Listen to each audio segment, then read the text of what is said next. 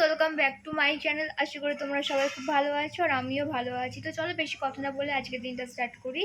আর আজকে একটু বেলা থেকে স্টার্ট করলাম এখানে খাবার নিয়ে। সকালের খাবার ভাত ভাজা আমার ননদ করেছে পূজা। দাঁড়াও তোমাদেরকে দেখাচ্ছি।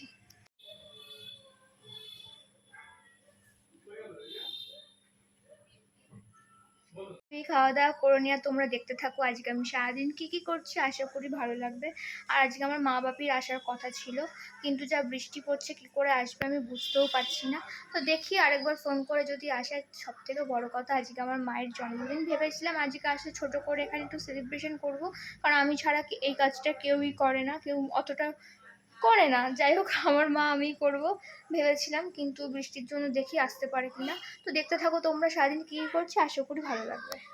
আর এইদিকে দেখো যে ফুল গাছটা উঠেছিল না আমাদের জানলা দিয়ে, এত ক্ষতি করেছে আমরা বুঝতেও পারিনি। প্রত্যেকটা জানলার ফ্রেম পুরো বেঁকিয়ে দিয়েছে। তো সন্তু বাধ্য হয়ে না আজকে ফুল গাছটা কেটেই দিল। আর তারপরে আমি আর কোনো কাজ পাচ্ছিলাম না, ভাবছিলাম বিয়ের ভিডিওটা একটু দেখি, বেশ ভালোই লাগে। এত বছরের সম্পর্ক আমাদের, আমার আর ওর 12 বছরের সম্পর্ক, আর কদিন পর 13 বছর হয়ে যাবে। তো সেটা যখন পূর্ণতা পেলো না, যাই হোক না কেন আমি বুঝিয়ে বলতে পারছি না। তো আমি ভিডিওটা দেখতে বসেছিলাম, আর আমার খুব ভালো লাগে আমার বিয়ের ভিডিওটা দেখতে। কত স্মৃতি রয়েছে, কত মানুষ রয়েছে এর মধ্যে। একজন দুজন মানুষ হয়তো নেইও, আবার একজন মানুষ নেই আমার বড় মা, তাকেও দেখা হয়ে যায় মাঝে মাঝে ভিডিওতে। তো যাই হোক, তো ভাবলাম আমি যখন দেখছি তোমাদের সাথেও একটু শেয়ার করে দিই। তো আজকে আমি এইটুকুই ভিডিও শেয়ার করলাম। এরপরে হয়তো আমি ছোটো ছোটো করে আমি তোমাদের সাথে আমার বিয়ের ভিডিও শেয়ার করব, তোমরাও দেখতে পাবে তাহলে আমার বিয়েতে কী হয়েছিল, সব নিয়ম কানুন। তো সেগুলো আমি আস্তে আস্তে শেয়ার করতে থাকবো। তো চলো দেখো, আমার তো খুবই ভালো লাগে। আর যতবার ভিডিওটা দেখতে বসি ততবারই আমি ভ্যাবা করে কাঁদতে থাকি, সন্তু খুব রেগে যায়। ভিডিও দেখছিলাম, তোমাদের সাথে শেয়ারও করলাম। যাই হোক, আজকে বৃষ্টির জন্য আমাদের এই বাড়িতে হচ্ছে খিচুড়ি, ডিমের অমলেট আর পাঁপড় ভাজা। যেই খিচুড়ি করা হলো সেই বৃষ্টি থেমে গেল আর হালকা হালকা রোদও উঠছে। একদিক দিয়ে ভালোই হলো যে মা বাপি আসবে, কোনো রকম অসুবিধা হবে না। কারণ বৃষ্টি হলে মা বলেছিল আমরা যেতে পারবো না, আর ঠিক টাইম মতন বৃষ্টিটাও থেমে গেছে। আমাদের খিচুড়ি চলে এসছে, আমার সন্তুর আর পূজার, আর ডিমের অমলেট আর পাঁপড়টা এখনও আসেনি। তো এই দেখো আমাদের পুরো খাবার দাবার নিয়ে চলে এসছে সন্তু আর পূজা মিলে। এই দেখো এটা পাঁপড় ভাজা, অনেক পাঁপড় ভাজা হয়েছে। আর এখানে রয়েছে ডিমের অমলেট, আর খিচুড়ি তো তোমাদেরকে দেখিয়েইছি। আর এখানে বসে আমি শশা কাটছি, কারণ আমার শশা খেতে খুবই ভালো লাগে। তো এই যে মিষ্টিও এসছে, স্কুলে পরীক্ষা চলছিল, পরীক্ষা দিয়ে সোজা এই বাড়িতে ঢুকেছে। তো এখানে একেবারে খাওয়া দাওয়া করে নিল। ওটা ওটা ওটা একটু হাঁটো দেখি, বেচারার জামা কাপড় নেই বৃষ্টির মধ্যে। বউয়ের জামা পরে ঘুরে বেড়াচ্ছে, হাই কপাল।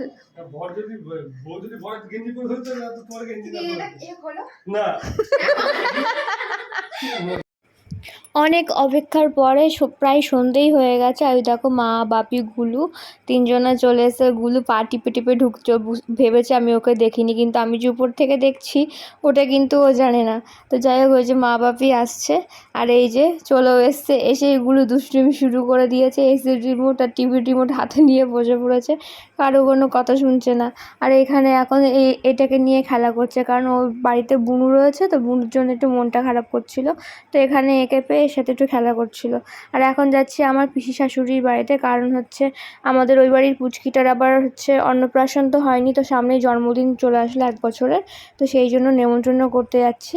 আর এই যে পিসিদের বাড়ি চলেও এসেছি, এখন পিসির সাথে জমিয়ে গল্প চলছে। আর এদিকে দেখো গুলু বলছে কখন যাব, ওর আর ভালো লাগছে না।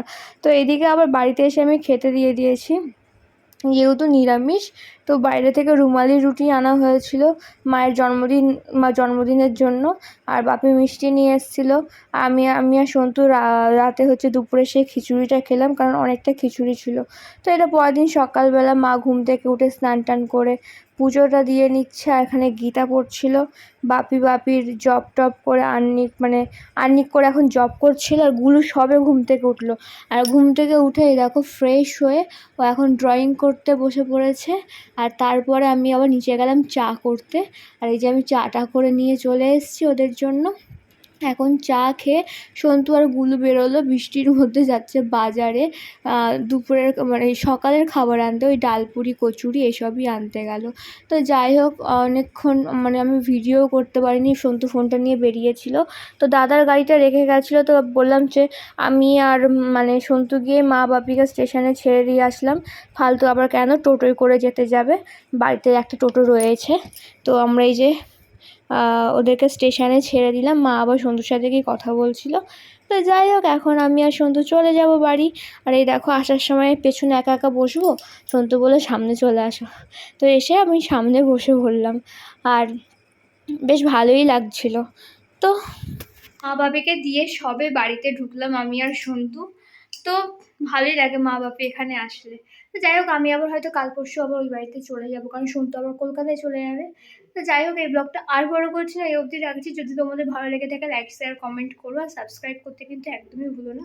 তো দেখা হবে আবার কালকার একটা নতুন ফ্রেশ ব্লগ নিয়ে। আজকের মতন টাটা।